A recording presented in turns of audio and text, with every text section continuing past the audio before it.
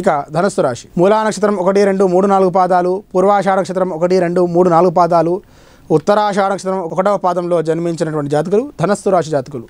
ధనుస్సు రాశి వారికి ఆదాయం 11, వ్యయం 5, రాజ్యపూజ్యం 7, అవమానం 5. ఇక ధనుస్సు రాశి వారికి బృహస్పతి ఉగాది నుంచి పంచమున రజతమూర్తిగా, తదుపరి మే 1 నుండి సంవత్సరాంతం వరకు షష్టమున, శని సంవత్సరమంతం తృతీయమున లోహమూర్తిగా, రాహుకేతువులు సంవత్సరమంతం చతుర్థ రాజ్యస్థానంలో సువర్ణమూర్తిగా గోచరిస్తారు. ఈ సంవత్సరం ధనుసు రాశి వారికి చక్కటి వృత్తి, ఉద్యోగ వ్యవహారాలందు సమస్యలు ఏర్పడినా సమర్థవంతంగా అధిగమిస్తారు. తొలబెట్టినటువంటి ప్రయత్నాలన్నీ కూడా సానుకూల ఫలితాలు ఇస్తాయి. భాగస్వామ్య వ్యాపారాలందు అప్రమత్తత అవసరం. శుభకార్య ప్రయత్నాలు నెరవేరుతాయి. వ్యవసాయ రంగంలో సంతృప్తికరమైనటువంటి ఫలితాలు ఉంటాయి. విద్యార్థులకు సరైన లక్ష్యంతో విద్యా అవకాశాలను అందిపుచ్చుకోవాల్సినటువంటి అవసరం ఉంది.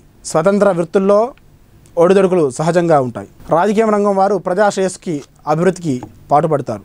పొదుపు పథకాలు కనిపిస్తాయి. ఖర్చులు సామాన్యం. సంకల్ప సిద్ధి, వ్యవహార జయమున్నాయి. వ్యవహార పరిజ్ఞానంతో రాణిస్తారు. మీ ప్రయత్నాలలో సన్నిహితుల సహకారం లభిస్తుంది. ఆరోగ్యం పట్ల శ్రద్ధ వహించండి. అవివాహితులకి శుభయోగం కనిపిస్తుంది. మీ చొరవతో ఒకరికి ఉద్యోగం లభిస్తుంది. గృహ మార్పులు అనివార్యం. స్థిర చరాస్తుల కొనుగోలుకి అనుకూలమైనటువంటి సమయం. నూతన వ్యాపారాలు కలిసి వస్తాయి. వ్యవసాయ రంగంలో ఉన్నటువంటి వారికి రెండవ పంట ఆశించిన దిగుబడినిస్తుంది.